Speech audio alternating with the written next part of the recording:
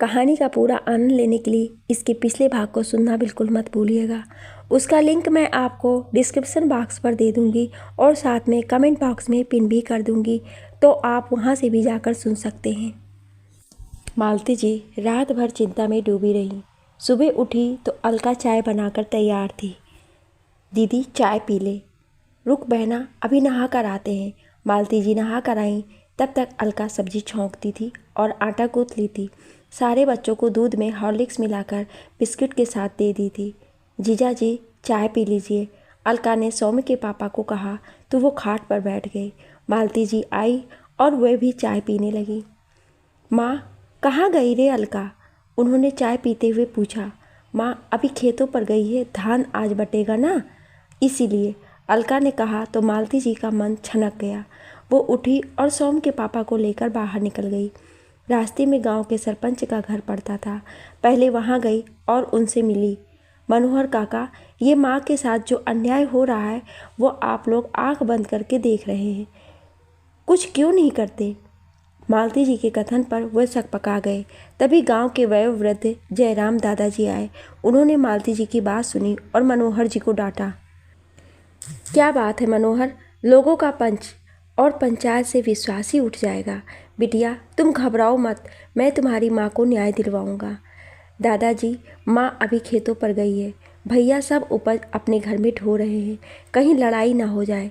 आप लोग चलेंगे साथ में? मैं पंचायत में शिकायत दर्ज करा रही हूँ अभी के अभी, मालती जी ने दृढ़ता से कहा। तो पहले दादाजी उठे और फिर सब उनके साथ आए खेतों पर। वहाँ तो माँ का रूप ही रणचंडी वाला था। जो माँ बिना माथे पर घूंघट लिए बाहर नहीं निकलती थी, वो बीच खेतों पर 10 लोगों के बीच चीख रही थी, मेरा हिस्सा कहाँ है प्रभु? क्यों मेरे बच्चों के मुँह से निवाला छीन रहे हैं आप लोग? क्या हम लोगों का जीने का हक नहीं है? माँ चीख चीख कर बोल रही थी और उपज के बीच जाकर खड़ी हो गई थी। इधर मालती जी के चचेरे भाई चाचा सब उन्हें अपशब्द कह रहे थे।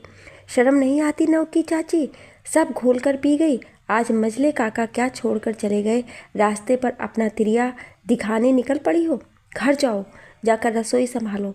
मोहन ने कहा, नहीं जाऊंगी, जब तक मुझे मेरा हिस्सा नहीं मिलेगा नहीं जाऊंगी। तेरा मझले काका तो कायर निकला, जो मुझे और अपने बच्चों को छोड़कर भाग निकला। लेकिन मैं क्या करूं? क्या अपने बच्चों के मुंह में मिट्टी लगा दूं? तेरा हिस्सा क्या नयकी चाची? खेती करने में क्या खर्चा नहीं होता है? फिर मैं और ये मोहना दिन रात खटे हैं खेतों पर, तब जाकर ये फसल उगी है। फिर भी तुम्हारा हिस्सा दे रहा हूँ, बिना कुछ मेहनत किए और खर्चा किए तुम्हारा हिस्सा दे रहा हूँ। इस बार प्रभु बोला। अरे भगवान से डर प्रभुआ और मोहना, भगवान से डर। मुझ अभागिन का श्राप तुम लोगों को ले डूबेगा यदि मेरा बच्चा भूख से बिलबिलाया तो, माँ ने कहा। फिर जब तक सरपंच और दादाजी रोकते, उससे पहले प्रभु ने माँ को धक्का दे दिया। गाली देती है और श्राप देती है हम लोगों को, देख दिखाता हूँ तुमको, कहकर मोहन ने हाथ उठाया ही था कि मालती जी ने हाथ पकड़ लिया। बहुत हो गया भैया, अब और नहीं। आप लोगों के ऊपर भी कोई है, इसलिए माँ को छूने की भी कोशिश मत कीजिएगा। अब पंचायत में बात होगी, तब तक उपज को भी मत छूइएगा। देख मालो, तुम इन सब में मत पड़। आई है तो सवासिन बेटी की तरह, तो तुम्हारी और दामाद जी की खातिर करेंगे। खातिर करवा और अपनी ससुराल जा। इन नौकी चाची का मन बहुत बढ़ गया है और मुँह कौन औरत होगी जो इस तरह खुले हुए मर्दों के बीच आकर लड़ाई करेगी? मोहन ने कहा। ए मोहन और प्रभुआ सुन, आज तुम लोग ये उपज घर में या खलिहान में नहीं ले जाएगा, ये हमारा हुक्म है, मालो बिटिया ने शिकायत किया। और जब तक पंच नहीं बैठेगा, जब तक फैसला नहीं होगा, तब तक ये उपज यहीं पड़ा रहेगा, कोई भी हाथ नहीं लगाएगा। इस बार जयराम दादाजी गरजे। माँ उनके पैर पकड़कर रो पड़ी। मत रो नौकी, हमारी आंखों के आगे ही अंधेर होता जा रहा है और हम चुपचाप देखते रहें, पाप लगेगा हमको। जा अभी घर जा, कल न्याय होगा। जा रे प्रभुआ और मोहना, जा। बेईमानी किसी को फलता नहीं है, तुमको भी नहीं फलेगा। अभी भी जाकर सोच घर में। दादाजी के कहने पर दोनों चुप हो गए, लेकिन माँ की ओर आग्ने नेत्रों से देखते हुए बेंगबाड़ बरसाते हुए वहाँ से चले गए।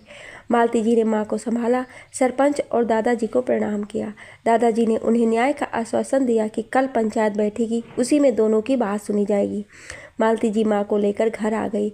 घर में सब सहमे हुए थे। सोम के पापा ने मुक्ता और महेश को अपने अंक में भर लिया। मालती जी ने अलका और गीता को, क्या हुआ रे?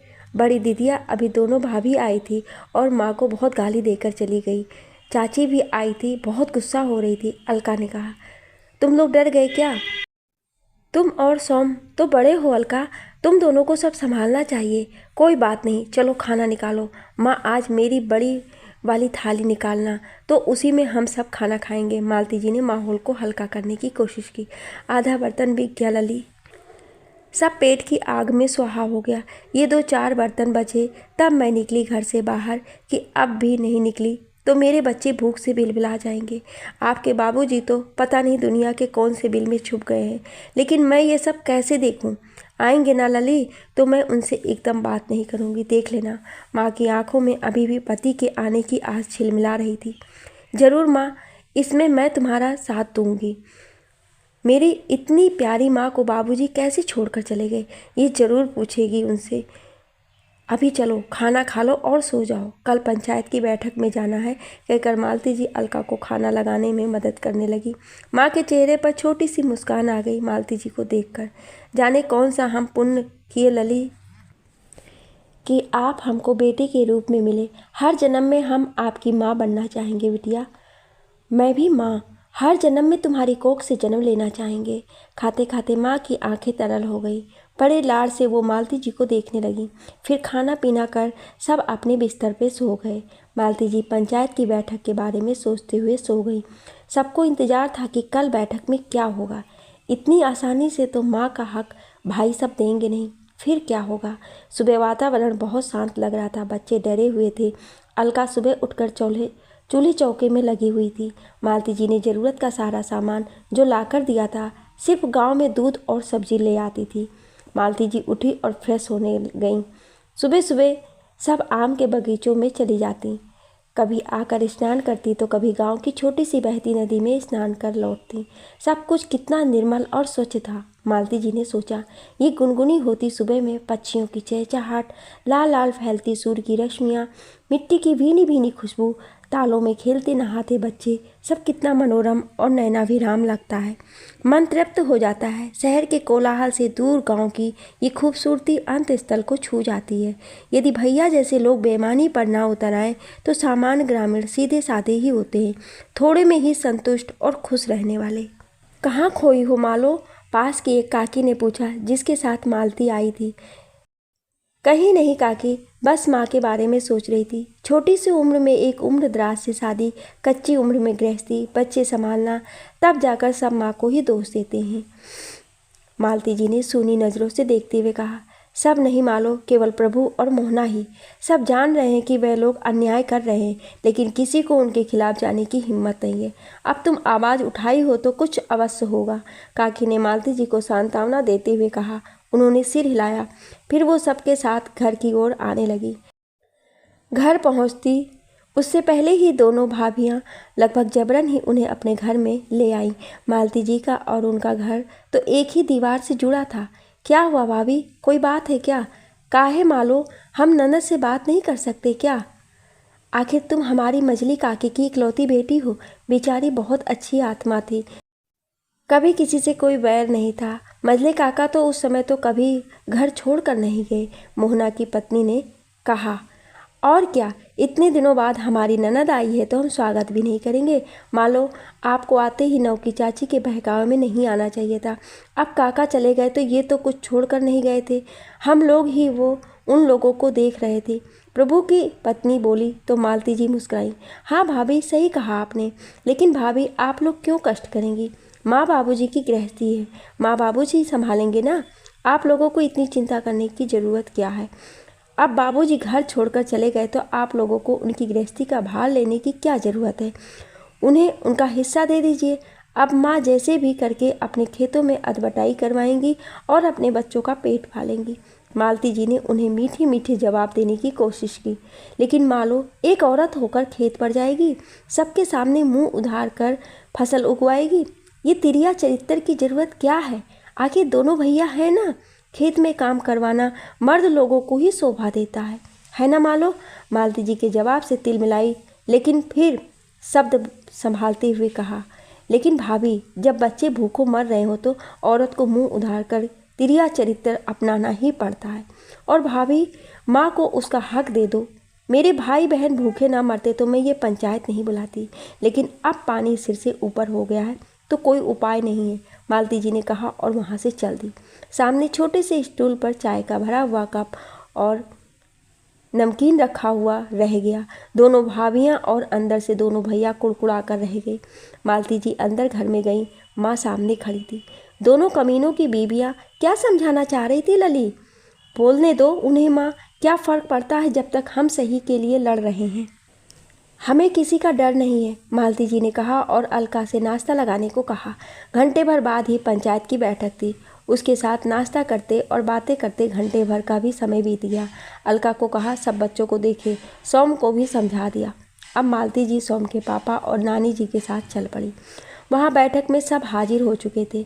मालती जी भी माँ और पति के साथ जाकर बैठ गई। सामने दोनों भाई और काका बैठे थे और इन्हें देख आग्ने नेत्रों से देखने लगे।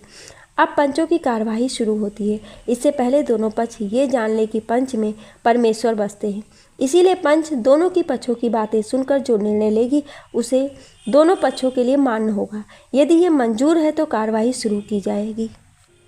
पंच के वयोवृद्ध सदस्य जयराम दादा ने कहा, हमें मंजूर है, जो फैसला आप लोग लेंगे हमारे सिर माथे रहेगा। माँ ने उठकर कहा, और तुम लोग रे प्रभुआ मोहना, तुम लोग क्या कहते हो? आप लोग जो भी निर्णय करेंगे हमें मान्य होगा, प्रभु ने कहा।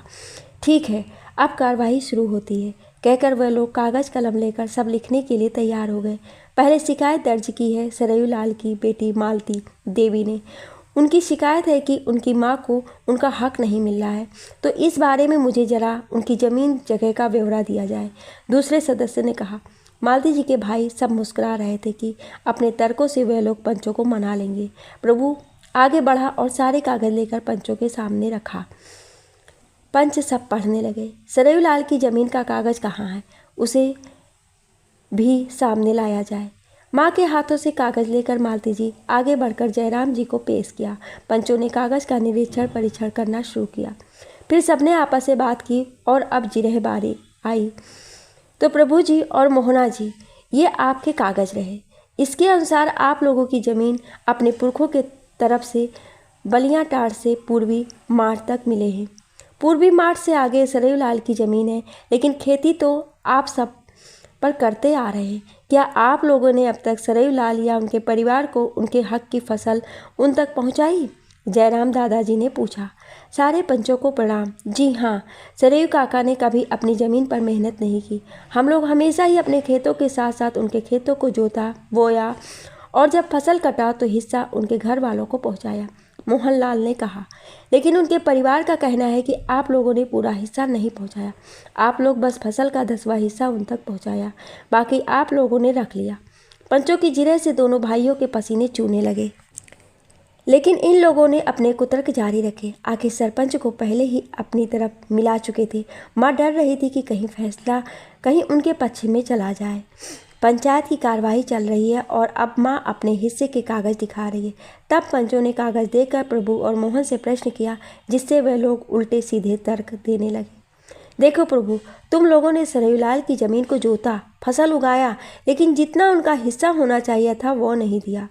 पंचायत जानना चाहती है कि इसका कारण क्या है, दूसरे पंच सदस्य ने पूछा। हमने काका की ज़मीन को जोता और जितनी फसल हुई उसका एक हिस्सा रखकर बाकी काका के यहाँ पहुँचा देते थे। खेती में बहुत खर्च भी होते हैं ना काका, बीज, खाद, मजूर, सब में पैसे पहले खर्चने पड़ते हैं। ये तो मानेंगे ना आप? फिर काका जब से गए हैं हमने नौकी चाची का पूरा खर्चा उठाया। हाँ, दूध दही देना मेरे सामर्थ्य में नहीं था, प्रभु ने कहा। क्या ये सच है नौकी? प्रभु ने तुम्हारे परिवार का ध्यान रखा? ये क्या कहेगी दादा, ये तो मुंह उघारे खेतों पर जाकर लड़ना सीखी है। हमारे घर की इज्जत डुबा दी। आज काका होते तो कितना शर्म करते। आज तक हम लोगों में किसी की लुगाई बीच खेत में आई या किसी पंचायत में आई, बताइए तो, मोहन ने कहा। पेट की आग जब जलाने लगती है ना बबुआ, तब लाज शर्म खत्म हो जाती है। आप बताइए तो पंच महाराज, जब बच्चे भूख से बिलख रहे हों, दाने दाने को तरस रहे हों, तो इज्जत को लेकर कहाँ रखा जाए। फिर मेरे बच्चे देख रहे हैं कि बगल में पूड़ी कचौड़ी चल रही है, इनके बच्चे दूध रोटी खा रहे हैं और हम लोगों को साधारण दाल भात पर भी आफत है। मैं कई शाम भूखे पानी पीकर बिताई पंच महाराज। कैसे चुप रहती जब मैं जानती थी कि ई का बाप जमीन को अपने भाई भतीजा में लुटाए दे रहा है। कैसे सब्र करती। आप लोगों से मेरी कर जोड़ कर विनती है महाराज कि मुझे मेरी ज़मीन पर अपना हक दिलवाइए। मैं खुद खेती करूंगी या अध बटाई पर दूंगी, कहकर माँ बैठ गई। दोनों भाई तिल मिला उठे। तुम हो कौन जो काका की ज़मीन पर हक जता रही हो? पेट भर खाने दे रहा हूँ, यही बहुत है। ब्याह कर तो आई नहीं है, मौजा हो तुम। काका इसीलिए तो छोड़कर चले गए। इस दुता ने दिन रात कलह मचाकर उनको जाने के लिए मजबूर कर दिया। हाय रे मेरे काका, कहाँ धक्के खाते होंगे, कहते हुए दोनों भाई और उनके पिता आंख पोंछने का नाटक करने लगे। मैं कुछ कहना चाहती हूँ। मालती जी उठी और माँ को बैठा दी।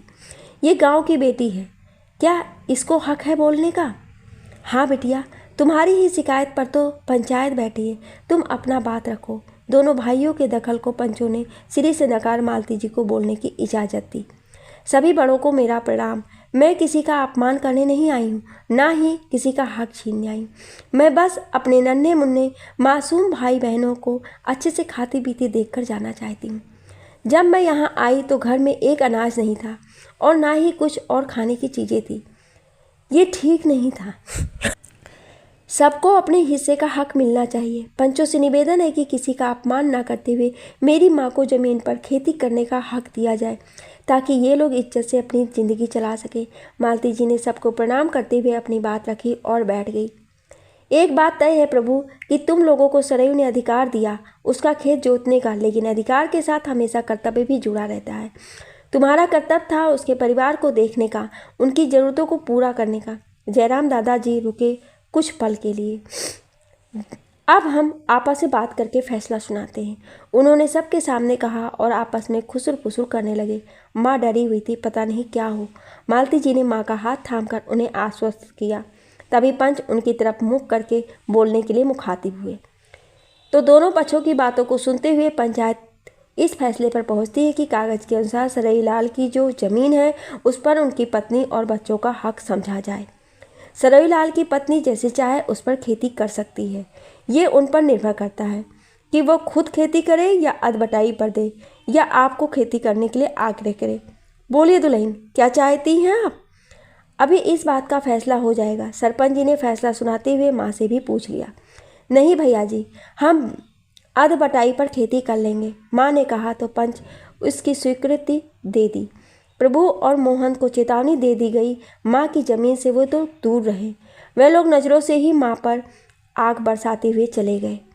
मालती जी घर आई और पहला काम खलिहान से अपना अनाज उठाने का कार्य शुरू किया। इसमें से एक हिस्सा दोनों भाई को देने का था, लेकिन जब पहुंचाने की बारी आई तो गुस्से से भड़क गए। ले जाओ सारा उठाकर, मेहनत हमने की, पैसे हमने लगाए और फल ये लोग लेना चाहती हैं। देखो मालो, तुमने ये ठीक नहीं किया। इस नौकी चाची को तो हम लोग बाद में देख लेंगे। फुफकारते हुए दोनों भाई उपज लेने से इनकार करते हुए अंदर चले गए। माँ ने सारा अनाज अंदर कोठे में रखवाया, कुछ का चावल बनवाया और कुछ धान बेचकर ज़रूरत की अन्य चीज़ें खरीदने के लिए पैसे का जुगाड़ किया। माँ, अब मैं जाना चाहती हूँ, सौम और मुक्ता की पढ़ाई के लिए ज़रूरी है। जैसे ही मालती जी ने कहा, माँ रोने लगी। लली, आप तो इस घर के बड़े बेटे हो, मैं कैसे करती ये सब? लेकिन माँ, इन लोगों से सावधान रहना, ये दोनों भूखे शेर हो रहे हैं। मुंह के सामने से हमने इनका कथित निवाला छीन लिया है, लेकिन वो तो हमारा ही था। अब वो लोग गुस्सा करें तो करें, मेरे बच्चे तो भूखे नहीं रहेंगे। माँ ने चावल फटकते हुए कहा। इधर अब मालती जी ने जाने की तैयारी शुरू कर दी। उन्होंने सौम्य के पापा से बात की और भाई महेश को साथ ले जाने को कहा। गांव में अच्छा स्कूल नहीं था। महेश पहले तैयार हो गया, फिर ना नुकुर करने लगा। मालती जी सबको प्यार कर अच्छे से रहने को कहे अपने ससुराल की तरफ चल दी।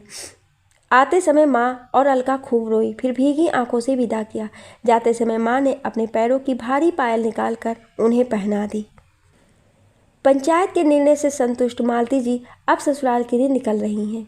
साथ में महेश भी पढ़ने के लिए जा रहा है, लेकिन मन में एक खटका लिए वो जा रही है कि दोनों भाई और काका पता नहीं गुस्से और चिढ़ में कौन सा कदम उठाएं। माँ और दोनों बहनें भी उनके साथ साथ गांव के छोर तक गईं। रास्ते में जयराम दादा, मनोहर काका मिले। मालती जी ने उन्हें प्रणाम कर माँ का ध्यान रखने को कहा। प्रणाम दादाजी, प्रणाम काका, हम जा रहे हैं दादाजी। आप लोग इन लोगों का ध्यान रखिएगा, इनका हक कोई न कहीं ले। एक तो बाबूजी के जाने का कष्ट, उस पर से उन लोगों का अत्याचार कैसे सहा काका। ना बिटिया, तुम निश्चिंत होकर जाओ, सुखी रहो, फूलो फलो बिटिया। आज कौन अपनी सौतेली माँ के बारे में इतना सोचता है, मनोहर काका ने कहा तो माँ का चेहरा उतर गया। ये सौतेला लगाना जरूरी है काका? मुझे तो कभी नहीं लगा कि ये मेरी ये दूसरी है। जब से मिली है लगा कि इन्हीं की कोख से जन्म लिया है। जन्म लेने वाली माँ की याद तो उतनी नहीं है काका, लेकिन यदि आज वो होती तो वो भी इससे ज़्यादा प्यार नहीं दे पाती। चलती हूँ काका, देर हो रही है, आप लोग ध्यान रखना बस। फिर से पाए लागी कहकर मालती जी आगे बढ़ गई। मनोहर काका का तो चेहरा ही उतर गया, लेकिन माँ दबदबाने लगी थी। गर्व से सीना फूल गया, मुंह सीने से लगा, बिलख उठी। नहीं माँ, मत रो, ये लोग तुम लोगों का ध्यान रखेंगे और मैं दादाजी के पते पर पत्र भेजूंगी।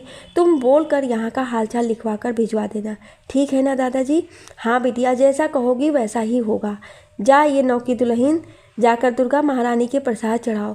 उनके प्रताप से ऐसी बिटिया मिली है जो दोनों कुलों को तार रही है।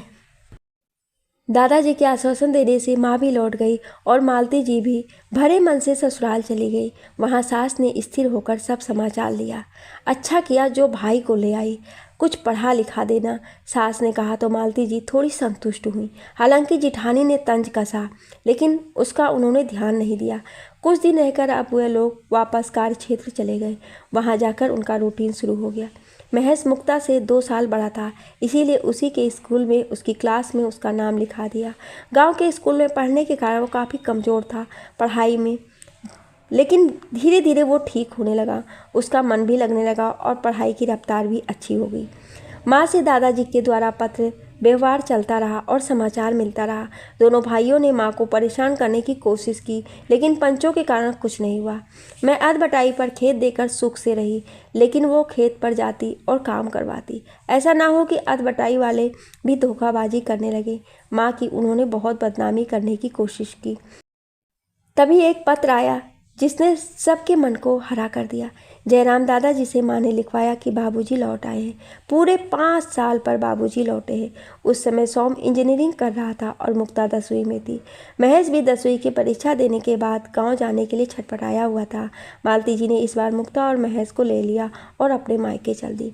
सोम के पापा भी अपने ऑफिशियल सेमिनार में गए हुए थे और सोम पुणे में रह रहा था। इधर दोनों बच्चों की परीक्षा के बाद छुट्टियां हो गई थी। मौका अच्छा था, बिना बताए सब गांव पहुंच गए। बाबूजी घर के सामने दालान में बैठे बतिया रहे थे। अचानक से इन लोगों को देख चौंक गए। सबने उन्हें पैर छूकर प्रणाम किया और उन्होंने सबको सीने से लगा लिया। सब अंदर गए। देखो मालो की माँ, कौन सब आए हैं हमारी द्वार पर। बाबूजी के नरम स्वर पर माँ लपक कर बाहर आई। सबको देख सीने से लगा लिया और सिसक पड़ी। क्या माँ, खुश होती है तो रोती है, दुखी होती है तो रोती है, इतने आंसू लाती कहाँ से है? मालती जी ने मुस्कुराते हुए कहा तो वो झेप गई। मुक्ता तो सब हैरान होकर देख रही थी। उस समय तो उसे उतना ज्ञान नहीं था जो समझ पाती थी। फिर अलका और गीता आकर सबके पैर धोई, गमछा से सुखाई, तब सब जाकर खाट पर बैठे। बाबूजी एक लकड़ी की कुर्सी पर बैठ गए। मालती जी ने चारों ओर नज़र दौड़ाई। बाबूजी के आ जाने से घर खिल गया था। अलका पूरी युवती हो गई थी और बहुत सुंदर दिख रही थी। माँ जैसी ही लंबी गौरवर्ण और तीखे नाक नक्श के थे विस्के। गीता भी कौशल्य से आगे बढ़ रही थी। जा अलका, चाय बना ला दीदी के लिए और बच्चे जो खाएंगे बना दो। अलका रसोई में चली गई और गीता भी मदद करने के लिए पीछे से गई।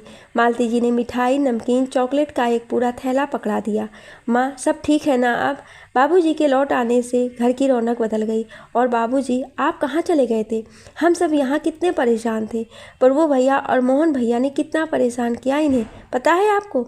माँ तो कहती थी कि आप आएंगे तो आपसे बात नहीं करेगी, लेकिन वो बहुत दुखी थी बाबूजी। आपको ऐसे इन लोगों को छोड़कर नहीं जाना चाहिए था। मालती जी ने प्रश्नों की झड़ी ही लगा दी। बाबूजी शर्मिंदा लग रहे थे। माफ़ करो मालो, मैं तो जिम्मेदारियों से डरकर भाग गया, लेकिन तुमने जो किया वो कोई बेटा ही कर सकता था। माँ हमको सब बताई, लेकिन आने के बाद तुम्हारी माँ 1 महीने तक बात नहीं की हमसे। अलका आकर खाना देती थी, तेरी माँ आकर मेरे पैर दबा देती थी, लेकिन मुंह बंद रखी थी। फिर बहुत माफ़ी मांगा मैं, तुम्हारी कसम दिया, तब जाकर मानी। बाबूजी मुस्कुराने लग गए वो बोलते हुए, आपकी कसम नहीं देते ना तो मैं कभी नहीं बोलती। इतनी मुश्किल में हम लोग को छोड़कर चले गए थे, एक बार भी विचार किया था उसका? हम कितनी मुश्किल में थे लली, आपने देखा था ना। माँ ने उन दिनों को याद करते हुए कहा। जाने दो माँ, क्या करोगी, अब अच्छा है तो सब अच्छा ही है, याद रखो। माँ अलका भी अब शादी के लिए लायक हो गई है। कहीं लड़का देखने निकले कि नहीं बाबूजी? मालती जी ने चाय पीते हुए कहा। अलका अभी चाय और नमकीन रख रही थी, अपनी शादी की बात पर लजाकर अंदर चली गई। हाँ, एक बहुत अच्छा लड़का देखे हैं, नौकरी करता है, लेकिन मांग भी बहुत है, और लड़की पढ़ी लिखी चाह रहे हैं, बाबूजी ने कहा तो माँ एक सांस लेकर रह गई। अपनी अलका कहाँ पढ़ी है? गांव में 5वीं तक तो स्कूल ही है, उसमें भी वो 3री तक ही पढ़ पाई। जाने दीजिए लली के बाबूजी, कहीं और लड़का देखिए, माँ ने कहा तो मालती जी अफसोस हुआ। वो भी तो नहीं पढ़ पाई, लेकिन सौम्य के पापा की कोशिश थी, इसलिए प्राइवेट से उन्होंने इंटर तक पढ़ाई कर ली। मालती जी सोच रही थी कि उनके रहते बहन की शादी तय हो जाती तो अच्छा रहता। वो भी लड़के और उसके परिवार को देख लेना चाहती थी। संयोग अच्छा था कि उसी दिन जयराम दादाजी आए और एक रिश्ता बताए। उनके रिश्ते में ही था लड़का। अब जाकर लड़का देखने जाना था और उन्हें आने का निमंत्रण देना था। चल सरयू, लड़का देख लो और परख लो, एक जमाई तो हीरा मिला है, दूसरा भी अच्छा मिलना चाहिए, उन्होंने कहा। हाँ काका, कल ही चलता हूँ, आप भी चलिए, देखें सब कैसा है, बाबूजी ने कहा और अगले दिन जाने की तैयारी करने लगे। अलका की शादी के लिए लड़का ढूंढा जा रहा है, लेकिन अलका के कम पढ़े लिखे होने की वजह से नौकरी वाला लड़का छांटना पड़ा। तब जयराम काका ने एक लड़का बताया। अब उसे और उसके परिवार को देखने के लिए जा रहे थे। मालती जी और माँ उत्सुकता से बाबूजी का इंतजार कर रहे थे। सुबह बाबूजी जयराम दादाजी के साथ गए थे, शाम तक लौटे। दोनों थके हुए आए लेकिन प्रसन्न मुख थे। अलका ने तुरंत दोनों के पैर धोए और गमछा से पोंछकर एक गिलास पानी और मालती जी की लाई हुई मिठाई दी। खुश रहो बिटिया, भगवान जीवन के सारे सुख तुम्हें दे। रे सरयू, तुम्हें भगवान ने बहुत गुड़ी बिटिया दी है, ये भी बड़ी बिटिया की तरह, जिस घर में जाएगी इंजोर रोशनी कर देगी, दादाजी ने कहा तो अलका शर्मा कर अंदर चली गई। दादाजी, कैसा है लड़का और परिवार? मेरी बहन सुखी रहेगी ना?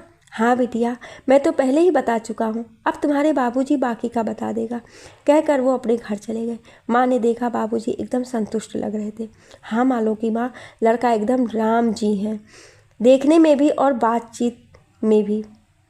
घर वाला भी सब अच्छा लगा, लेकिन थोड़ा मांग है, और कहा है कि बारात लेकर आएंगे, स्वागत अच्छा सा कीजिएगा। अब वही इंतज़ाम करना होगा, बाबूजी ने कहा। लेकिन चिंता हो गई थी, बाबूजी कभी कुछ जमा करके रख नहीं पाए थे। माँ तो किसी तरह लड़ झगड़ कर मुँह में निवाला जुटा पाई थी, धन कहाँ से जमा कर पाती। लेकिन वह लोग मालती जी के सामने अपनी चिंता जाहिर नहीं कर रहे थे, लेकिन मालती जी समझ रही थी। फिर कुछ दिनों के बाद ही लड़के वाले अलका को देखने आए और पसंद करके चले गए। लड़के की माँ उसे शगुन में हाथों में पैसे दिए और गले में सोने की एक चैन पहना गई। घर में खुशी की लहर छा गई। इतनी आसानी से अलका की शादी तय हो गई। अगले हफ्ते ये लोग भी लड़के को शगुन दे आए और रिश्ता पक्का कराए। संयोग से उस समय सोम के पापा भी आ गए थे, वह भी बाबूजी के साथ गए। इसके बाद मालती जी ससुराल चली गई। महज रह गया, वो बाद में मालती जी के साथ जाने वाला था। जब सब चले गए तो माँ बाबूजी बातें करने लगे। कैसे क्या होगा मालो कि बाबू, लड़के वाले तो कैश भी मांग रहे हैं और बारातियों की स्वागत में भी खर्च करने हैं, एक आध छोटे गहने भी चढ़ाने होंगे, लड़का को भी अंगूठी चैन देना होगा। माँ ने बाबूजी के पास बैठकर कहा। हाँ मालो की माँ, ये सब मेरी मूर्खता और लापरवाही का नतीजा ही है, जो मैं भाई भतीजों पर विश्वास किया, खुद से ध्यान नहीं दिया। नहीं तो ना मैं भागता, ना मेरे बच्चे भूखों मरते और ना ही आज गांठ खाली होती। कुछ पैसा तो जमा किया ही होता, बाबूजी ने बड़े दुख से कहा। उन्होंने माँ को देखा। इसी उम्र में तमाम झंझावत झेल चुकी वो अपने चेहरे की लुनाई और कमसिन खो चुकी है। गौर वर्ण तांबे वर्ण हो चुका था। सिर के बाल आधे पक गए थे और चेहरा झुर्रियों से भरने लगा था। अपना और अपने बच्चों के अस्तित्व को बचाने के लिए उन्होंने बड़ा कड़ा संघर्ष किया। बाबूजी एकटक उन्हें देख रहे थे। कितना अन्याय किया उन्होंने उन पर।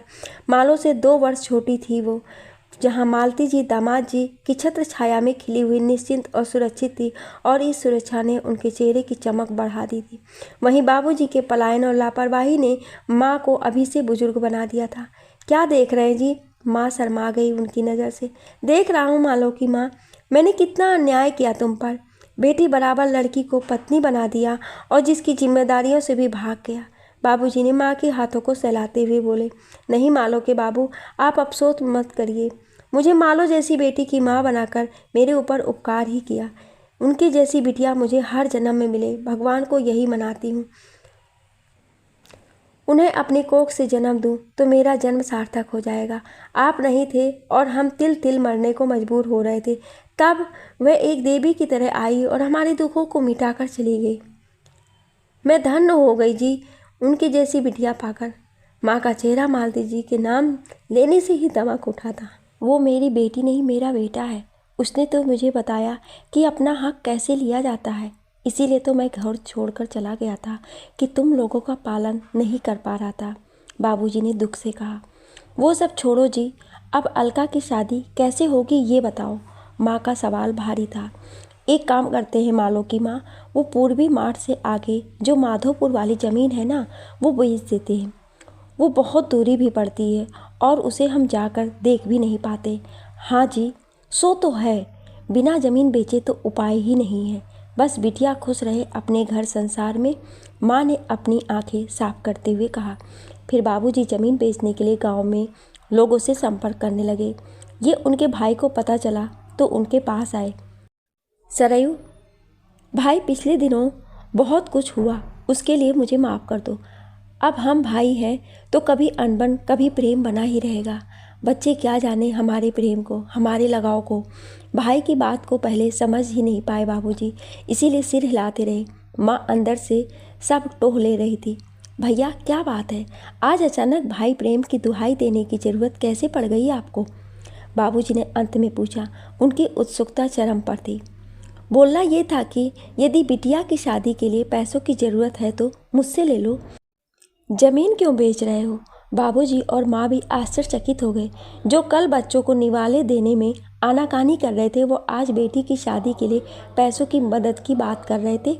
भैया ज़मीन तो बेचनी ही है, आपसे मैं कितनी मदद लूँगा? बेटी की शादी कुछ पैसों से तो होगी नहीं। ऐसे आपने कहा तो मुझे बहुत अच्छा लगा। बाबूजी ने उन्हें गहरी नज़र से देखते हुए कहा। तो ज़मीन किसी और को क्यों बेचोगे? मुझे ही बेच दो। तुम्हें तो एक ही बेटा है, इसीलिए यही काफ़ी होगा। मेरे 3 बेटे हैं, ज़मीन बढ़ जाएगी तो सबको 3 भाग देने में सुविधा होगी। भैया ने कहा तो बाबूजी सोच में पड़ गए। भैया, मैं मालो की माँ से बात कर लूँगा, तब बताऊँगा। हाँ हाँ, नई की बहू से बात करके ही हमें बताओ, कहकर भैया चले गए। बाबूजी सोचों में डूब गए। दुश्मनी साधने वाले आज इतना मीठा भला चाहने वाले कैसे हो गए? क्या उनके प्रस्ताव में कोई चाल है? माँ बाबूजी चिंता में डूबे हुए थे। बाबूजी के भाई जो उनकी ज़मीन लेने की बात कहकर गए थे, वो उन्हें चिंता में डाल गया था। पिछले दिनों उन्होंने जो झेला था उससे उन लोगों पर विश्वास करने का कारण नहीं था, लेकिन वह खुद से आए। इसका मतलब बात कोई गहरी बात है। मुझे विश्वास नहीं है इन पर, लेकिन ज़मीन तो हमें बेचनी है ना मालो के बाबू। इन्हीं को बेच दीजिए, लेकिन दाम में कोई समझौता नहीं कीजिएगा कि भाई हैं तो कम कर दें। माँ ने कहा तो बाबूजी ने हामी भरी।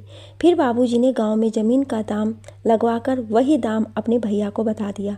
उन्होंने मान लिया और अब उन्हें ही ज़मीन बेचने की बात तय हो गई। अलका के ससुराल जाकर शादी का दिन भी तय कराए। फिर एक दिन 5 लोग के सामने बाबूजी ने ज़मीन के कागज़ पर दस्तखत कर दिए। उस दिन उनके दोनों भतीजे भी मौजूद थे। एक और ज़मीन थी जिस पर खेती वह लोग करते थे और नाम बाबूजी का था, उसका कागज़ भी ले आए। उस समय सब चले गए थे। काका, ये वाला कागज़ पर भी दस्तखत कर दीजिए। बहुत दिन से हम लोग उस पर खेती कर रहे थे, अब हमारे नाम कर दीजिए तो अच्छा हो। जो उचित दाम लगाएगा हम दे देंगे। प्रभु बहुत नरमी से बोले। बाबूजी भी अब उलझन वाली कोई ज़मीन नहीं रखना चाहते थे। उन्होंने सब कागज़ पर दस्तखत कर दिए। अब वे खुश थे। इस ज़मीन के बारे में तो उन्होंने सोचा ही नहीं था। इससे अलग से ही पैसा हो गया। ये जी, मैं कहती हूँ कि इस ज़मीन के पैसे अलग से मिल ही गए हैं तो इस बार मालो को कुछ बनवा दीजिएगा और कुछ पैसा गीता की शादी के लिए रख दीजिएगा, माँ ने कहा। और तुम्हारे लिए कुछ ना बनवा दूँ? तुम्हारे भी तो हाथ पैर खाली हो गए हैं। कितनी सुंदर थी तुम और कैसी हो गई हो मालो की माँ। मुझे दुख होता है, मैंने तुम्हारी ज़िंदगी बर्बाद कर दी। बाबूजी ने कहा कि माँ ने उठकर उनका मुंह बंद कर दिया। आप और बच्चे ही मेरे गहने जेवर हैं जी, और कुछ मुझको नहीं चाहिए। आज के बाद ये सब बात मत बोलिएगा, माँ ने कहा। तो बाबूजी ने बड़े प्यार से माँ की झुर्रियों भरा चेहरा देखा। बाबूजी की भी उम्र अब बहुत हो गई थी। माँ से बाबूजी 22 साल बड़े थे। अभी माँ 35 की थी और बाबूजी 60 पहुँचने वाले थे। बाबूजी ढलती उम्र के थे और माँ दुख तकलीफ से ढलती उम्र की होने लगी थी। खैर, दिन तय हुआ और सब जगह निमंत्रण भेजे जाने लगे। भगवान को अर्पित कर सबसे पहले मालती जी की ससुराल भेजा और मालती जी को भी भेजा। फिर चारों तरफ जा जाकर उन्होंने सबको निमंत्रण दिया। मालती जी भी आने की तैयारी करने लगी। सोम को भी कह दिया। मालती जी ने ढेर सारी शॉपिंग की। बहन के लिए कपड़े, गहने, माँ, बाबूजी और बाकी सबके लिए भी कपड़े खरीदे। मुक्ता और गीता के लिए लहंगा लिया। अब सब चल पड़े शादी में शामिल होने के लिए। बाबूजी ने धूमधाम से शादी का आयोजन किया। मालती जी को भी कान के झुमके और भारी साड़ी मिली। सोम के पापा को एक अंगूठी मिली। वह लोग मना करते रह गए। शादी के दिन मालती जी के ससुराल से भी लोग आए हुए हैं। वह लोग भारी सास लेकर आए थे, यानी सबके लिए कपड़े। अलका के लिए अलग से साड़ी, सोने की अंगूठी थी। गांव की सबकी आंखें फट गई। फिर बारात आई और शादी हुई। बारातियों का स्वागत बाबूजी ने दिल खोल कर किया। फिर अलका रोती बिलखती ससुराल चली गई। धीरे धीरे सब मेहमान विदा होने लगे। मालती जी भी कुछ दिन रहकर चली गई। महेश भी साथ था। सब ठीक ठाक देख मालती जी संतुष्ट थी। इस बार माँ बाबूजी की ट्यूनिंग जम रही थी। दोनों एक दूसरे से बहुत सामंजस्य स्थापित कर चुके थे। पहले माँ बाबूजी पर चिल्लाती रहती थी, लेकिन अब बहुत प्यार से पेश आती थी। ये देख मालती जी मुस्कुराती हुई यहाँ से गई और इन यादों को आंचल में समेट कर ले गई। अब सोम का इंजीनियरिंग का आखिरी साल था। महेश 12वीं कर अपने गांव के पास के शहर के कॉलेज में ही एडमिशन ले लिया था। मुक्ता मालती जी के पास रहकर मेडिकल की तैयारी कर रही थी। मालती जी खुश थी कि अब मायके में सब ठीक है। महेश बीच बीच में पत्र लिखता और सब व्यस्त हो गए। कुछ साल बीते, महेश का पत्र नहीं आ रहा था। मालती जी ने पता करने की कोशिश की और अपनी ससुराल से खबर लेने की कोशिश की। तभी उनके ससुर की तबीयत खराब हुई और उसी में उनकी मृत्यु हो गई। सब दौड़े हुए गए। मालती जी की सास की हालत खराब थी। सब मिलकर उन्हें संभाल रहे थे, लेकिन आश्चर्य कि मालती जी के मायके से कोई नहीं आया था। सबने ताने भी कसे कि पास रहकर भी कोई नहीं आया। जब काम क्रिया सब खत्म हो गया तो उन्होंने गांव के राजू, जो यहाँ का जमाई था, उससे खबर ली। आपको पता नहीं दीदी उनके साथ क्या हुआ? राजू ने आश्चर्य से कहा। क्या हुआ राजू? बहुत दिन से महेश ने भी मुझे पत्र नहीं भेजा। मुझे लगा पढ़ाई में व्यस्त होगा, इसलिए मैंने भी ध्यान नहीं दिया, लेकिन अब तो टेंशन हो रही है मुझे। फिर राजू ने जो बताया वो सुनकर तो मालती जी के होश उड़ गए। राजू जब बोल रहा था तो मालती जी के रंग उड़ते जा रहे थे। क्या कह रहे हो राजू? मुझे किसी ने खबर क्यों नहीं दिया? मालती जी का पूरा शरीर कंपकपाने लगा। वो एक कुर्सी पर ढह गई। सोम के पापा ने देखा तो दौड़ कर आए। क्या हुआ मालती? कुछ बुरा सुना क्या? चलो कल ही गांव चलते हैं, माँ बाबूजी से मिल लेना। कहाँ मिलेंगे? कोई नहीं है वहाँ। सब गांव छोड़कर कहीं चले गए। दोनों भैया ने धोखे से उनकी ज़मीन अपने नाम करवा लिया और इन्हें बेदखल कर दिया। पता नहीं कहाँ भटक रहे होंगे। कम से कम महेश तो पत्र लिखता हमें, उसने भी मेरा ख्याल नहीं किया। मालती जी कहीं शून्य में ताकती बोलती जा रही थी। सोम के पापा को भी धक्का लगा ये सुनकर। ये सब कब हुआ? अलका की शादी के कुछ महीनों बाद ही हुआ। उसी दौरान जयराम दादाजी की भी मृत्यु हो गई और उसके बाद प्रभु भैया व मोहन भैया ने सरपंच काका को अपनी तरफ मिला लिया। जयराम दादाजी के दोनों बेटे बहू को भी मिला लिया। इसीलिए तो आपके पास कोई पत्र भी नहीं गया। महेश एक दिन गया और उसी दिन वे सब कहाँ चले गए किसी को पता नहीं। उदास होकर राजू ने कहा, ए जी कुछ कीजिए, कहीं से उन सब का पता लगवाइए। मालती जी बिलख पड़ी। मेरे बाबूजी, माँ के साथ सयानी गीता, सबका क्या हो रहा होगा।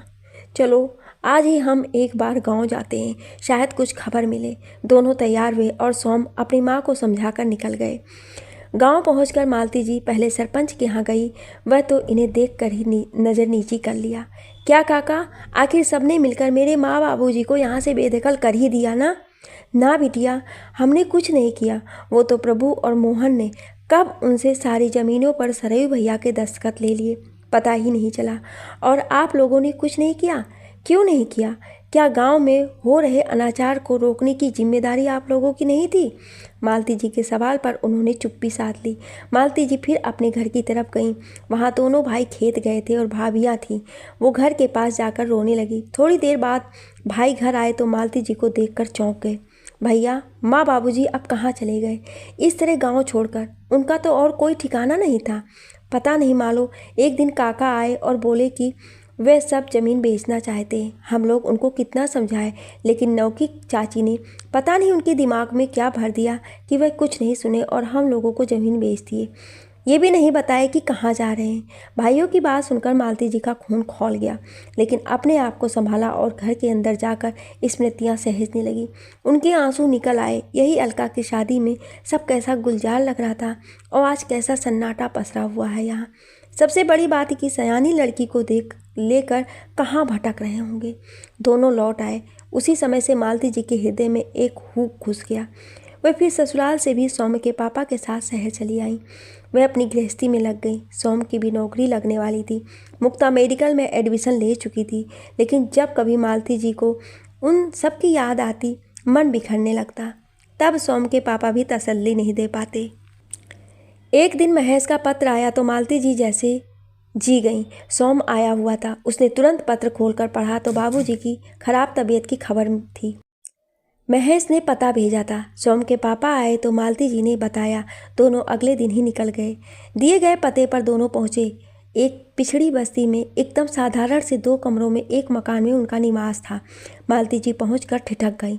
आसपास सब उसी तरह के मकान, गलियों में खेलते बच्चे और बाहर नल पर बर्तन धोती, काम करती और बात करती महिलाएं दिखी। फिर वो महेश आवाज़ देती हुई दरवाजे पर पहुंची तो अंदर से माँ बाहर आई। उन्हें देख चौंक गई। एक पल को तो दोनों चित्रलिखित सी खड़ी रह गईं। फिर महेश ने दोनों को आवाज़ दिया, बड़ी दीदी चलो। माँ, दीदी, जीजा जी को अंदर ले चलो, महेश ने कहा और मालती जी को हाथ पकड़कर अंदर ले गया। मालती जी बिल्कुल चुपचाप थी। लली, कैसी हैं आप? आपको महेश ने खबर किया है ना, लेकिन आप कुछ बोल क्यों नहीं रही? चुप क्यों हैं? बड़ी दीदी क्या हुआ? मुझसे गुस्सा है आप? प्लीज़ गुस्सा मत होइए। महेश की बात पर उन्होंने सूनी आंखों से दोनों को देखा। बाबूजी कहाँ हैं? दूसरे कमरे में, कहकर महेश साथ में बढ़ा, लेकिन मालती जी खुद आगे बढ़ गईं और बाबूजी के खाट के पास गईं। बाबूजी एकदम दुबले कमज़ोर से लग रहे थे। उन्होंने उनके सिर पर हाथ रखा। बाबूजी बुदबुदाए, मालो आ गई, मेरी मालो आ गई। बाबूजी, अब रहा नहीं गया। उन्हें और रोना शुरू कर दी। सबने मुझे पराया बना दिया। मुझे इतना बड़ा तूफान आया और मुझे खबर तक नहीं। क्यों रे महेश, कम से कम मैंने अपने पास रखकर पढ़ाया लिखाया, उसका भी मोल दे देता। माँ ने तो मुझे सौतेली बना ही दिया। मालती जी के बिलाप ने माँ को तड़पा दिया। वो उठी और मालती जी को सीने से लगा ली। कभी फिर कहिएगा मत ये लली। मेरे लिए मेरी बड़ी बेटी आप हैं, मेरी कोख जाई है आप, ऐसा मैं मानती हूँ। माँ सिसक पड़ी। फिर क्यों माँ, ऐसा क्यों किया? इतना कष्ट सहा, ज़मीन चली गई, बेघर हो गए, गांव छोड़ना पड़ा, बाबूजी इतने बीमार हो गए, फिर भी एक खबर नहीं मुझे। बेकार ही ना, तुम और बाबूजी मुझे बेटा कहते थे। और ये महेश, इसे इसलिए ना पढ़ाया लिखाया कि पत्र व्यवहार पर दूसरों पर निर्भर रहना नहीं पड़ेगा, लेकिन इसने भी मुझे एक भी पत्र नहीं भेजा। मालती जी सिसकने लगी। ना लली, ऐसे मत कहिए। जानते हैं, जब अलका की शादी के बाद आप लोग सब चले गए तो अलका पगफेरे के लिए आई। वो बहुत खुश थी। ससुराल उसकी बहुत अच्छी थी। वो एक बार आई और फिर वो ससुराल में रमने लगी। तभी आपके उन भाइयों ने आकर अपनी दगाबाजी को अपने मुंह से बयान किया। कैसी दगाबाजी माँ? जिस समय हमने माधोपुर की ज़मीन बेची थी न लली, उसी समय उन लोगों ने हमारे पूर्वी मार्ग से आगे की सारी ज़मीनों के कागज़ पर आपके बाबूजी के दस्तखत कराकर अपने नाम करा लिए। उनके इस धोखेबाजी को आपके बाबूजी झेल नहीं पाए और बीमार पड़ गए। तभी महेश आया। वो कॉलेज में था, उसका आखिरी साल था, लेकिन घर की बुरी स्थिति देख घबरा गया। फिर तभी आपके रानीपुर वाले मामा जी आए और बाबूजी को लेकर यहाँ अपने घर ले चले। उन्होंने बहुत अच्छे से रखा हमें। महेश को एक दुकान में नौकरी भी लगा दी। फिर हम यहाँ घर किराए पर ले लिए और आ गए। वे अभी भी कभी कभी आते हैं लली, वे नहीं आते तो पता नहीं क्या होता। माँ ने भीगी आवाज़ में कहा। हरी मामा आए थे माँ? वाह, उनसे मिले बहुत समय हो गया, इस बार उनसे मिल लूँगी। अच्छा माँ, गीता नहीं दिख रही है, वो कहाँ है? मालती जी ने इधर उधर नज़र दौड़ाती हुई कहा। उसकी वहीं शादी कर दी लली। माँ ने जैसे ही कहा, मालती जी का जी धक से रह गया। क्या कह रही हो माँ? यूँ आनन फानन में गीता की शादी? क्यों, मुझे भी नहीं बुलाया? बेटा कैसे बुलाती? जब उन लोगों ने सब छीन लिया और बाबूजी बीमार पड़ गए तो मुझे गीता की ही चिंता होने लगी। उसकी शादी के लिए बचाए गए पैसे तो बाबूजी के इलाज में और खाने में खर्च होने लगे। तभी राजू की एक मौसी आई अपने ससुराल के रिश्ते से एक लड़के का रिश्ता लेकर। लड़के की पत्नी का देहांत हो चुका था, बच्चे भी नहीं थे, उम्र भी ज़्यादा नहीं थी। सबसे बड़ी बात कि एक पैसा भी नहीं लगना था। क्या करती? जो मुसीबत आई थी उसमें गीता को लेकर कहाँ घूमती? जवान बेटी की चिंता थी, इसीलिए मंदिर में शादी कर 2 जोड़े कपड़े में उसे विदा कर दिया और हम यहाँ हरी भैया के साथ आ गए। माँ ने सारी कहानी कह सुनाई। आज जाकर उनका अपराध बोध कम हुआ था। मालती जी माँ से सारी कहानी सुन रही थी। कितनी तकलीफ़ें झेली होंगी माँ, भगवान एक के बाद एक परीक्षा लिए जा रहे हैं। माँ भी सूख कर काटा हुए जा रही है। बाबूजी खाट से लग गए हैं। महेश पर असमय जिम्मेदारियों का बोझ पड़ा हुआ है। अभी पढ़ाई पूरी कर किसी अच्छी नौकरी से लग अच्छा वेतन और मान सम्मान पाता। खैर, माँ बाबूजी एक बात से खुश थे कि गीता की शादी हो गई और वो अपने ससुराल में खुश है, सुखी है। लेकिन मालती जी को थोड़ी तकलीफ हुई कि छोटी बहन की शादी इस तरह हड़बड़ी में और वैसे पहले से शादीशुदा लड़के से करनी पड़ी। पर विधि का विधान समझ संतोष कर लिया। माँ बाबूजी को लेकर मेरे साथ चलो ना, वहाँ अच्छे से डॉक्टर को दिखा दूँगी। इन्हें ठीक से इलाज की ज़रूरत है। लली, यहाँ डॉक्टर का कहना है कि अब कहीं ले जाने से कुछ नहीं होगा। इनकी किडनी एकदम ख़त्म हो गई है, वो भी दोनों। उस समय चिंता और तनाव से प्रेशर जो बढ़ा उससे ही सब खराब हो गया। अब एक महेश की भी शादी देख लें आपके बाबू तो सब सुख पूरा हो जाए। माँ की इस बात पर मालती जी रो पड़ी। पहले से ही डॉक्टर से ठीक से इलाज होता तो ये अवस्था तो नहीं होती। फिर सब कुछ समझाकर आश्वासन देकर दुखी मन से मालती जी आ गई। साल दर साल बीतने लगे। सोम एक विदेशी कंपनी को ज्वाइन किया जिसने उसे साल भर के अंदर यूएस भेज दिया। मुक्ता भी इंटर्नशिप के लिए बेंगलोर चली गई, फिर वहीं से एमडी करने लगी। तभी एक दिन खबर आई कि बाबूजी बहुत सीरियस हैं, अब नहीं बचेंगे। मालती जी पति के साथ दौड़ी। बाबूजी को उन्होंने मुंह में जल दिया। उन्होंने उनका हाथ पकड़ बहुत बेचारगी से देखा और फिर दम तोड़ दिया। वह उनके ऊपर सिर रखकर बिलख पड़ी। माँ बेटी मिलकर खूब रोई। माँ के बिलाप ने आसमान को भी बिहल कर दिया। उस दिन बहुत बारिश हुई। पता नहीं माँ के प्रति हुए अन्याय से वो क्षुब्ध था या बाबूजी के जाने का गम मना रहा था। फिर वहाँ अलका और गीता भी आई अपने अपने पति और बच्चों के साथ। दोनों आकर मालती जी से सिपट गई। किन दुखद परिस्थितियों में उनसे भेंट हुई, ये महसूस कर उनका हृदय करा उठा। बाबूजी की उम्र के लोग ऐसे कमज़ोर नहीं हो जाते, बस परिस्थितियों की मार और अपनों की धोखेबाज ने उन्हें अंदर से खोखला कर दिया। माँ की भी उम्र क्या थी, मात्र 45 की उम्र में उन्होंने सब देख लिया। सुख तो भोगा नहीं, हाँ दुखों से नाता हमेशा जुड़ा रहा। एक युवती के अरमान, इच्छा, सपने सब दबे रह गए। इसीलिए तो आज भी उनकी दबी इच्छाएं जोर मारने लगती हैं। इतनी देर से अतीत में खोई हुई मालती जी जैसे उसी युगों में जीने लगी थी, जैसे टाइम मशीन से वह उस दौर में चली गई हूँ और फिर से सारी घटनाओं को जीवंत जी रही हूँ। उन्होंने सामने बैठी सुगंधा को देखा जो भरी हुई आंखों से सब सुन रही थी। नानी जी, इतना झेलने के बाद भी इस तरह खिलखिला कैसे सकती हैं मम्मी जी? उसे आश्चर्य हुआ। हाँ बेटा, दुखों ने उसे पत्थर बना दिया था। फिर गीता के ससुराल वाले तंग करने लगे तो उसके पति को महेश ने मोटरसाइकिल लेकर दिया। हाँ, अलका खुश थी, जिससे उसके तरफ से माँ निश्चिंत थी। बाबूजी के जाने के बाद मैं माँ को यहाँ अपने पास ले आई थी ताकि थोड़ा वह अपने दुख को भूल सके, लेकिन वो बहुत मजबूत थी। दुख मनाने की अपेक्षा अब उन्हें महज की चिंता थी। मालती जी ने कहा, मामा जी ने पढ़ाई पूरी नहीं की। मम्मी जी, तो आप लोगों ने नहीं कहा उन्हें? कहा बेटा, लेकिन अब वो कंपनी में सुपरवाइज़र का पोस्ट पा गया था। धीरे धीरे उसमें प्रमोशन मिल रहा था। उसकी पढ़ाई की इच्छा भी नहीं थी, अब जिम्मेदारियों को ही निभाने का मन था उसका। कहती हुई मालती जी फिर से अतीत में चली गई। महेश अब किराए का ही लेकिन अच्छा घर ले लिया था। फिर एक दिन महेश आया अपनी शादी का निमंत्रण लेकर। माँ पहले उन्हें बुला रही थी, लेकिन ज़्यादा तो नहीं, 5 दिन पहले गई और सारी शॉपिंग वगैरह करवाई। महेश एक दिन अपनी होने वाली पत्नी मंजरी को मालती जी से मिला दिया। वह बहुत खुश हुई, पढ़ी लिखी और तेज तर्रार लगी उन्हें।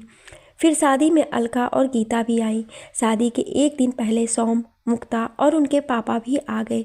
सबने खूब धमाल मचाया। जब मंजरी शादी के बाद आ गई और एक छोटी सी पार्टी हुई, तब मालती जी ने उसे साड़ी, कान के झुमके और पायल दिए। वो तो अलका और गीता के लिए भी उपहार लेकर आई थी। अलका के तो बच्चे भी बड़े हो गए थे। फिर शादी के बाद सब अपने अपने घर लौट गए। सब एक दूसरे से मिलकर बहुत खुश थे। तभी एक दिन सौम्य के पापा की तबीयत खराब हुई। माँ को खबर मिली तो वह तुरंत ट्रेन में बैठकर आ गई। उस समय मंजरी गर्भ से थी। माँ ऐसी हालत में मंजरी को छोड़कर क्यों आ गई? उसे बुरा लगेगा तो महेश अकेले कैसे उसे देखभाल कर पाएगा? क्या लली, दामाद जी की बीमारी सुनकर मैं कैसे रुक जाती? महेश भी बोला कि दीदी के पास जाओ, पहले वहीं टिकट कटा दिया लली। माँ ने कहा तो वो चुप हो गई। फिर सोम के पापा ठीक होकर घर आ गए, लेकिन उनकी तीमारदारी करते करते मालती जी की तबीयत खराब हो गई। अब माँ पूरी तरह से मालती जी की सेवा में लग गई। उन्होंने बेटी दामाद दोनों को संभाल लिया। दोनों की सेवा में दिन रात लगी रहती। सोम के पापा आ गए थे, लेकिन अभी भी कमज़ोर थे। उन्हें सूप, जूस देना, फिर उबली सब्जियां देना, ये सब नियम से करती थी। मुक्ता और सोम आकर चले गए थे। लली, अब सोम की शादी कर दीजिए, उम्र पर ही सब अच्छा लगता है। माँ ने मालती जी के बालों में तेल लगाते हुए कहा। अब वह उनके बालों को सलीके से गूंथ रही थी। हाँ माँ, रिश्ते आए हैं, कर ही देना है, उचित होगा। महेश छोटा था, लेकिन पहले शादी हो गई, अब सोम का भी कर देंगे, मालती जी ने कहा। अब सोम के पापा एकदम ठीक हो गए थे, इसीलिए सोम के लिए लड़की देखने लगे। फिर माँ के सामने ही सोम की शादी ठीक हुई। सुगंधा को देखने सब गए। माँ ने उसे पसंद किया। ऐसी सुगंधा ही थी ही इतनी प्यारी कि सबने उसे पसंद कर लिया। फिर शहनाई बजी और तुम बहू बनकर इस घर में आ गई, मालती जी ने कहा तो सुगंधा मुस्कुरा दी।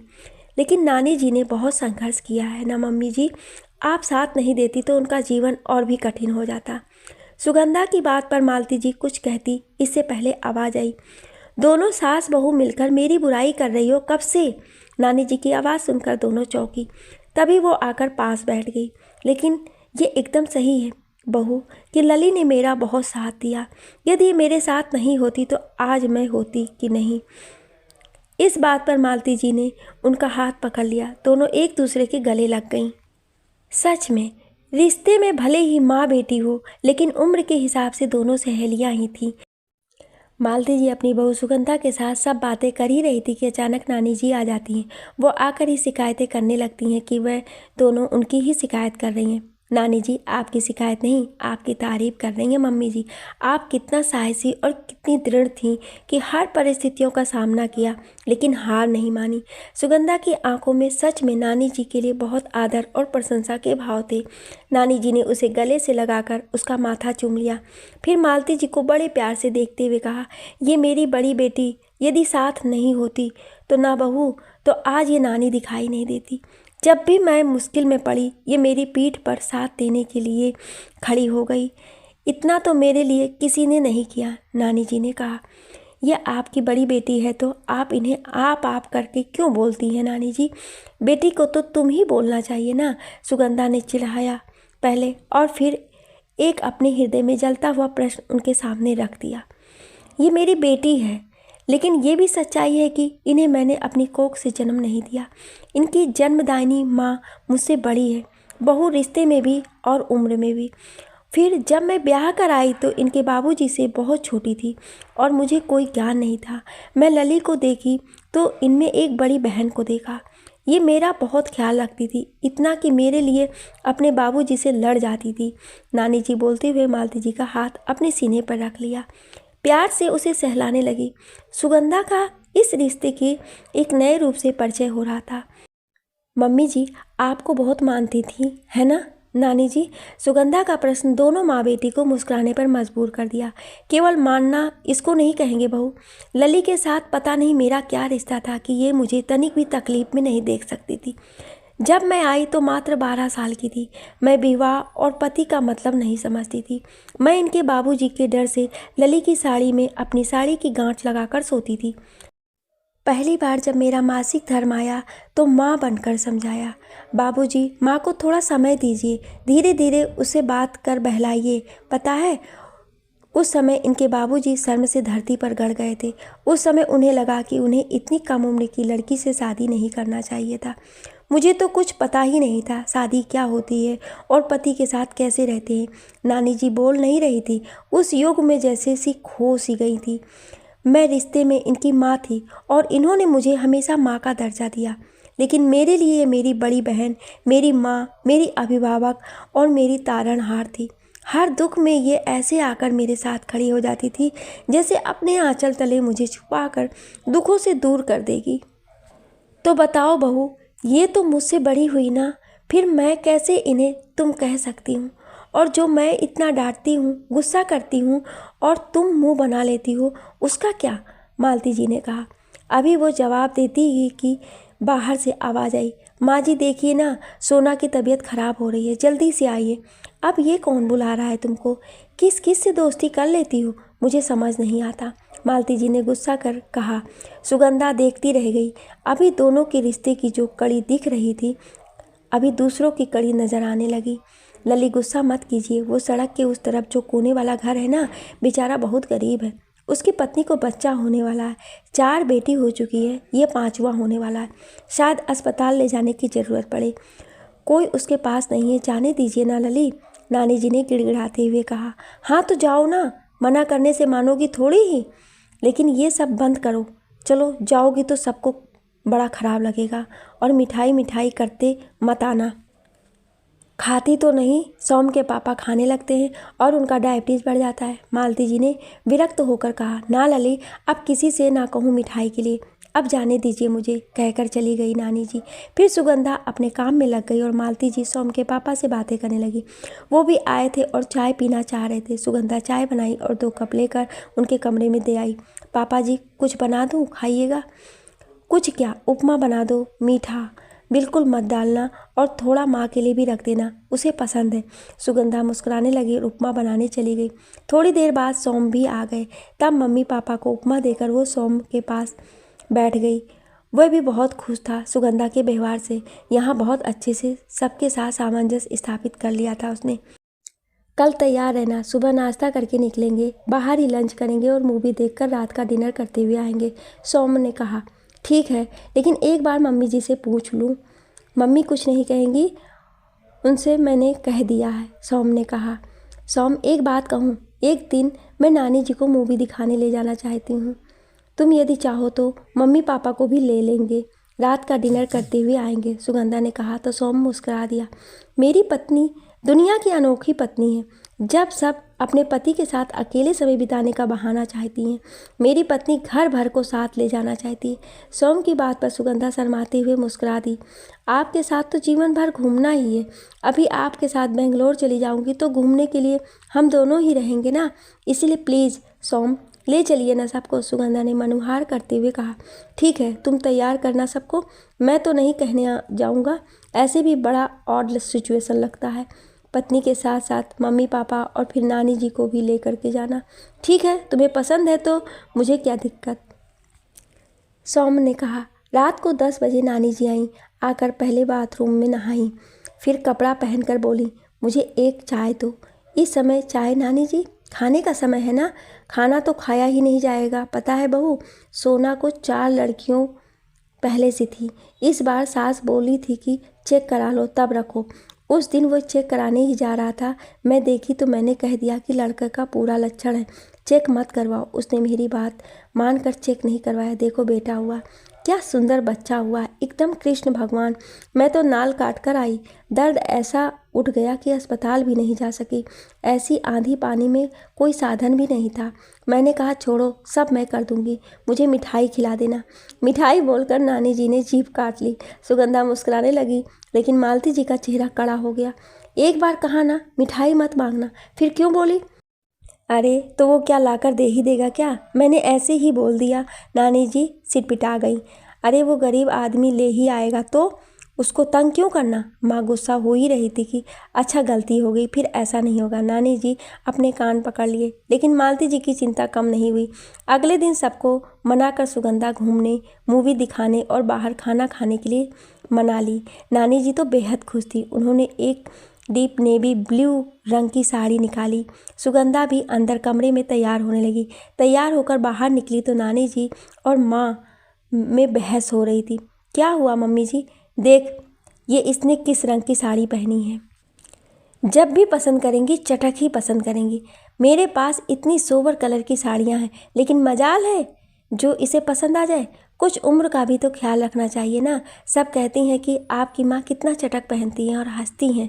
मालती जी गुस्से में बोल रही थी। नानी जी का चेहरा उतर गया था।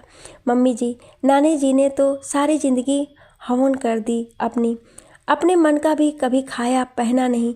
प्लीज़ उनको मत रोकिए, आप अपने मन का करने दीजिए। क्या हुआ, उम्र दराज औरतें डीप रंग की शौक साड़ियाँ नहीं पहनती हैं? यदि नहीं पहनती हैं तो वह सब नानी जी जितनी ऊर्जावान, सबके लिए तत्पर और इतनी पॉजिटिव भी नहीं हो सकती। मम्मी जी आप तो समझिए, कच्ची उम्र में एक प्रौढ़ विधुर सी शादी, बच्चे और ज़िंदगी जीने के लिए उतनी जद्दोजहद उन्होंने कब अपने मन का जिया होगा। सुगंधा ने मालती जी को मनाते हुए कहा। वह तो उसे देखती रह गई। तुझमें इतनी समझ और रिश्ते को महसूस करने का मर्म कहाँ से आ गया बेटा? चलो ठीक है, लेकिन थोड़ा समझा दो। सब समय इतना ब्राइट पहनने से उम्र को शोभा नहीं देता। मालती जी ने कहा। सुगंधा की बात नानी जी सुन रही थी। ललित दीजिए, उस दिन जो सादा साड़ी दी थी वही पहन लूँगी। ना नानी जी, आप यही पहनकर चलिए, आप कितनी सुंदर लगती हैं इसमें। सुगंधा की बात पर वह खिल गई। फिर सब घूमने गए, मूवी देखकर खाते पीते हुए लौटे। नानी जी तो मूवी देखकर बहुत खुश थी। आकर वो मालती जी के पास बैठ गई और उनके पैरों में मालिश करने लगी। उनके मन में कभी ये खटास नहीं रही कि सुबह ही बेटी ने इतना सुना दिया साड़ी पहनने के नाम पर। मालती जी बहुत ही शिष्ट, संतुलित और गंभीर स्वभाव की थी, जबकि नानी जी एकदम बेबाक, बिंदास और बेपरवाह थी, किसी को कुछ भी बोल देने वाली, लेकिन सबकी मदद के लिए एकदम तैयार। वहाँ सब उन्हें बेहद चाहते। मालती जी भी गुस्सा करती उनके ऊपर, लेकिन प्यार बहुत करती थी। वह खुद जितना बोल दे, कोई और कुछ नहीं बोल सकता था। अगले दिन पास की मुन्ना की माँ मंदिर जा रही थी। बस नानी जी आ गई परमिशन लेने। लली चली जाऊँ, मंदिर जा रही हूँ। एक दिन पैर घर में टिकता नहीं है माँ तुम्हारा। कल ही ना बहू की जिद पर हम सब घूमने गए, सिनेमा देखी और खा पी कर होटल से आए। आज फिर जाना है? छोड़ दीजिए, नहीं जाऊंगी। मुन्ना की माँ को मना कर देती हूँ। नानी जी ने रुआसे स्वर में कहा। नहीं, अभी जाओ, लेकिन मुझसे पूछने की ज़रूरत क्यों पड़ती है माँ? तुम्हें खुद मना कर देना चाहिए ना। जाओ, जल्दी आ जाना। मालती देवी ने इतना कहते ही नानी जी ने अपनी हल्की रंग की साड़ी निकाली और पहनकर चली गई। देखती है बहू, एकदम पैर घर में नहीं टिकता है, इसीलिए मंजरी से इसका पटता नहीं है। अब इसको समझना चाहिए ना। इसीलिए विवाह में पति पत्नी में उम्र का ज़्यादा अंतर नहीं होना चाहिए। ये जब तक जवान हुई बाबूजी बूढ़े हो गए, उस पर से परिवार में खाने तक के लाले पड़ गए थे। लेकिन क्या कहूँ बहू, मैं भी समझती हूँ कि बाबूजी के द्वारा नियति ने इन पर बड़ा अन्याय किया। मालती जी अफसोस में बोल रही थी। छोड़िए ना मम्मी जी, लोगों के कहने को क्या, वे तो कहते ही रहते हैं, कहकर सुगंधा ने मालती जी को शांत कराया। शाम को नानी जी घर आई और मुंह में पान चबाती हुई आई। पूरा मुंह लाल हो गया था। क्या बात है नानी जी, आज तो आपने लिपस्टिक लगा लिया? सौम ने चिढ़ाया। माँ, तुमने मुझे इनसे डांट सुनवाओगी? हमारे यहाँ कोई पान सिगरेट मुंह में नहीं लगा था। और तुम मंदिर गई थी तो पान कहाँ से मिल गया? प्रसाद में पान ही दिया गया क्या पंडित जी ने? मालती जी ने तंज कसा तो नानी जी खिसिया गई। क्या लली, आप भी इस तरह से मुंह चिढ़ा रही हैं? पंडित जी पान क्यों देंगे? मैंने प्रसाद लाया है आप सबके लिए, और ये चूड़ियाँ सिंदूर आप दोनों के लिए। उन्होंने सुगंधा को और मालती जी को चूड़ी सिंदूर का पैकेट पकड़ाया। माँ, तुम्हें हर समय मेरा ही ध्यान रहता है, अपने लिए कुछ ली कि नहीं? मालती जी ने नरम होकर कहा। मेरे लिए तो आप लोग खरीद लेती हैं लली, मैं अपने लिए क्या लूँ? नानी जी ने बड़ी मासूमियत से कहा। फिर वह मालती जी को चूड़ी पहनाने लगी और बाल संवारने लगी। सुगंधा देखती रह गई। अद्भुत रिश्ता गढ़ा था देव ने, ये माँ बेटी का। नानी जी रिश्ते से माँ थी, लेकिन मालती जी उम्र से माँ, बड़ी बहन बन जाती थी। कभी नानी जी माँ बनकर मालती जी की सेवा करने लगती थी। आपस में गुस्सा भी होती थी। मालती जी उन्हें इतना डांट भी देती थी कि लेकिन नानी जी के चेहरे पर सिकन भी नहीं आती थी, भले थोड़ी देर के लिए मायूस हो जाती थी। ये कैसा रिश्ता था जिसे दोनों अपने प्राणपण से निभाए जा रहे थे, बिना किसी से कोई उम्मीद किए, बस हृदय तल से एक दूसरे को प्यार और मान सम्मान दिए जा रहे थे। सुगंधा ने मन ही मन दोनों को नमन किया। लिखने और बोलने में कोई त्रुटि हुई हो उसके लिए क्षमा प्रार्थी हूँ। आपको ये कहानी कैसी लगी हमें कमेंट करके ज़रूर बताएं, और ऐसी ही इंटरेस्टिंग कहानियाँ सुनने के लिए हमारे चैनल को सब्सक्राइब ज़रूर करें। Thank you.